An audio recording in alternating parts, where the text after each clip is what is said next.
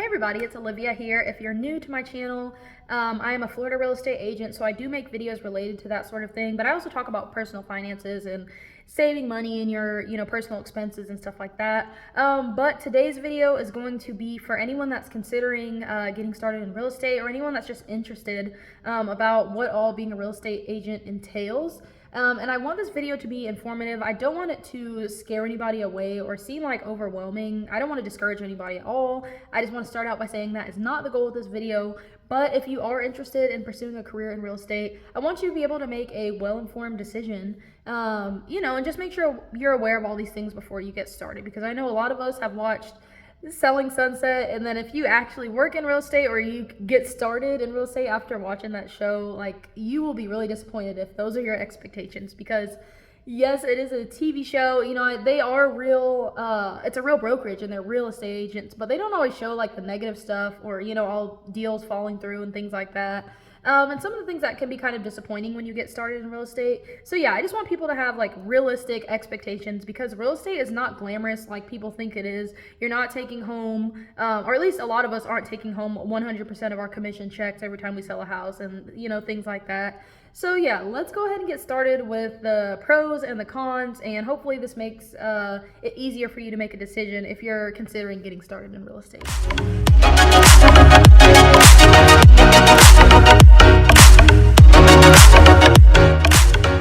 First pros, and a reason that I think a lot of people are so attracted to becoming a realtor, is the flexibility. So you don't have the same work site every single day. At least you shouldn't have the same work site. You're not always going to be in the office, or if you work from home, you're not always going to be at the computer at your desk. Sometimes the work site will be out, showing a home to clients. Sometimes it will be meeting with contractors.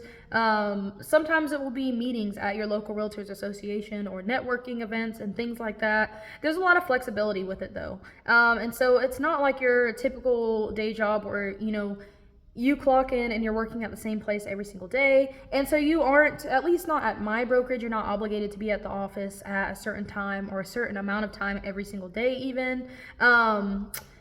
So at the brokerage that I work at, we don't have like desk duty or anything like that. I know there are brokerages where, especially getting started, agents will have to sign on for like shifts to like answer the office phones. And that's how they get leads and clients, is by being there and, being in the office to answer calls. But we don't do that here. Our brokerage is more about being proactive and going after leads instead of waiting for the phone to ring. And so that's not really like the dynamic here. But a lot of brokerages are getting away from that and not having to have their agents be at their desk not 24/7, but like 9 to 5, or, a certain shift or something like that. So yeah, with real estate, but also I will talk about like with flexibility, if that's why you're getting into it. There can also be some cons with that, and we'll talk about that later on in the video.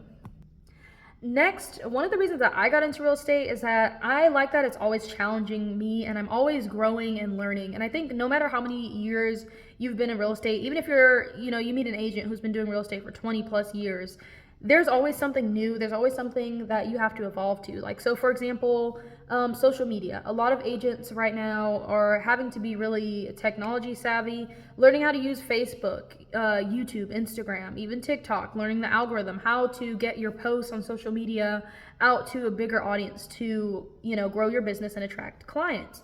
And so a lot of the advertising that you're going to do is going to be online, and a lot of it's probably going to be on social media. Like me personally, I have my personal Facebook page, and I also have my business Facebook page where I post about listings, things that are going on in the community that I think people might be interested in, and posts that are just good information for buyers and sellers.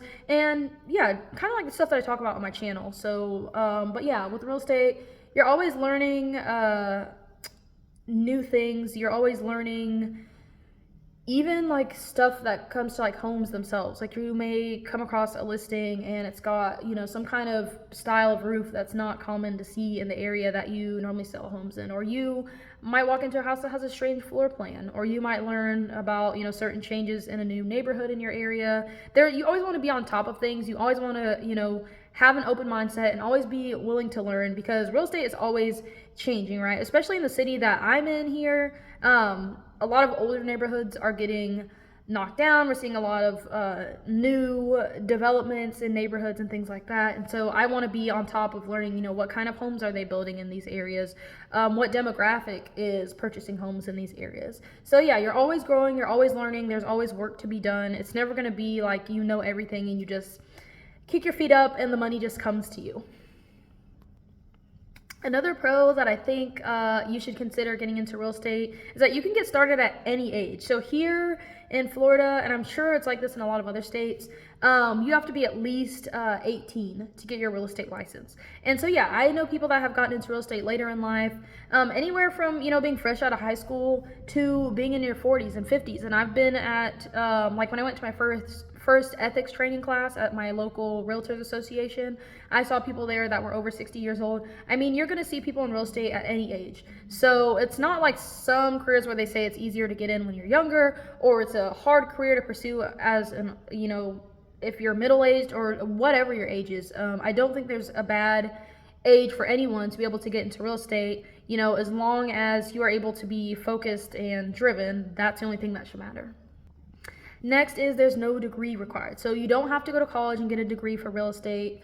You do have to take a state approved class, and the amount of time that the class takes is going to vary based on the state. So here in Florida, it's 63 hours. And so yeah, that's pretty much it. You do have your continuing education. So after your first licensing period, you have to have completed, before your license expires for the first time, you have a post-license class. Here it's 45 hours, and then after that you have 14 hours of continuing education every renewal period that has to be completed. So you are constantly educating and learning, and that's kind of what I said earlier about always having to be growing and learning. Is real estate is always changing. There's always new and creative ways that agents and loan officers and mortgage companies will tackle things. So yeah, you're always going to be learning, but there's no actual college degree required. And so that could be sort of a fast track for someone who's looking to get into a challenging and well rewarding career without having to go through like a 4-year degree, or having to go and get your master's or anything like that. Also, I would say probably the biggest plus for everybody is the commission. So me personally, I've always been driven by a job that's commission based. I like knowing that it kind of makes me feel really driven and like competitive, sort of. The more clients I can reach, the more deals I can close, the more commission I can make, right? So you're going to get into it what you get out of it to an extent. And so the more business you're attracting and the more people that you can serve and be valuable to them, the more that it's going to benefit your bank account, right? So with commission, it's not like a job where you just clock in and you make the same amount of money every single day, every single week. There's not really any motivation to change or evolve. And with real estate, I feel like it's completely different from that. It can be very exciting, chasing the next deal.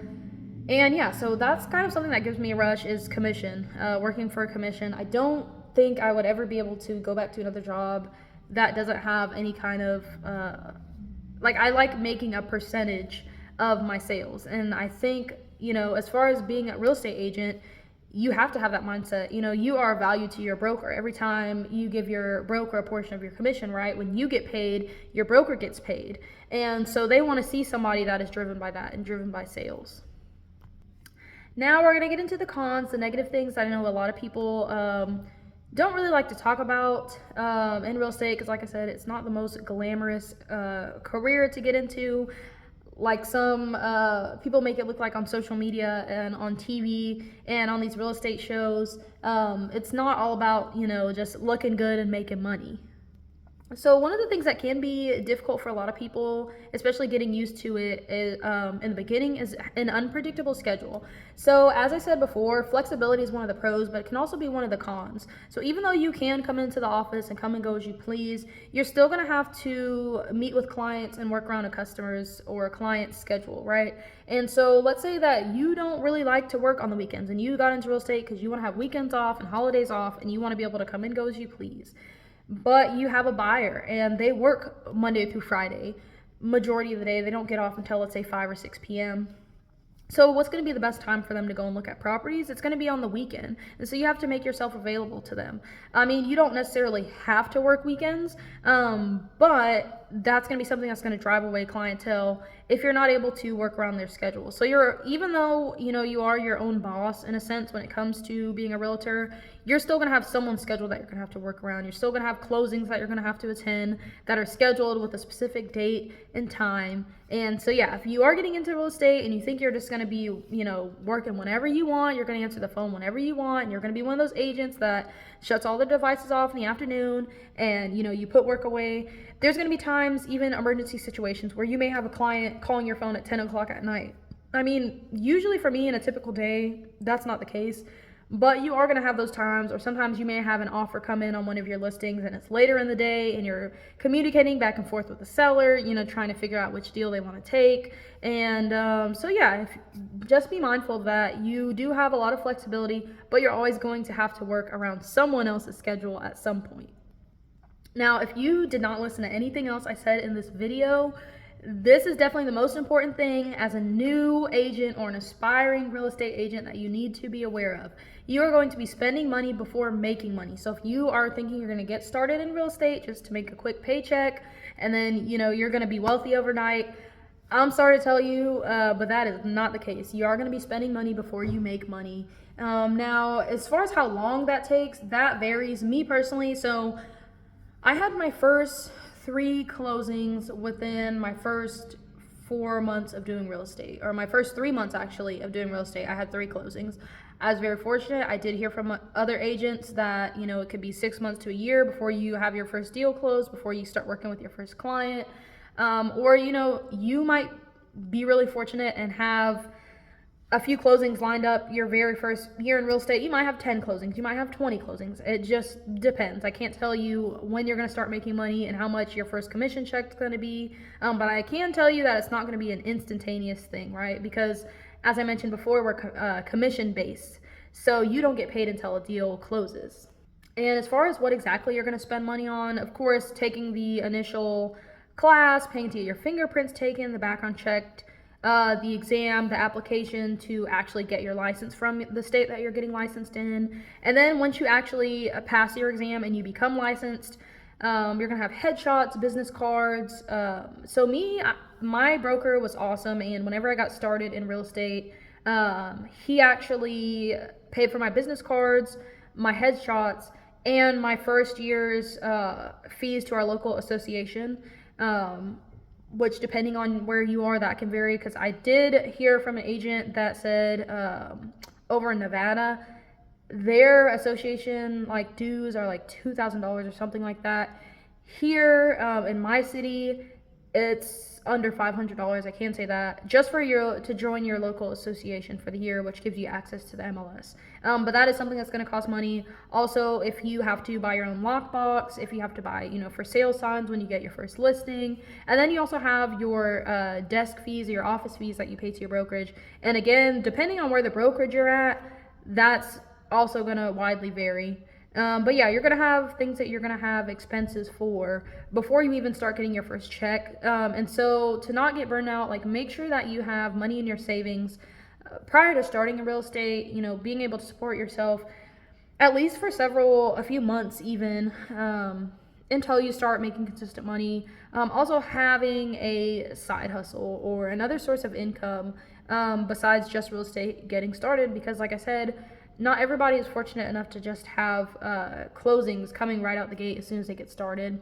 And I know that it may seem like in your mind, everyone that you know and their friends and family are all going to suddenly want to buy a house from you or sell their house through you when you become licensed. Because of course, the first thing that you want to do, everyone's going to tell you this, is let everybody know that you're licensed and that you're here to help.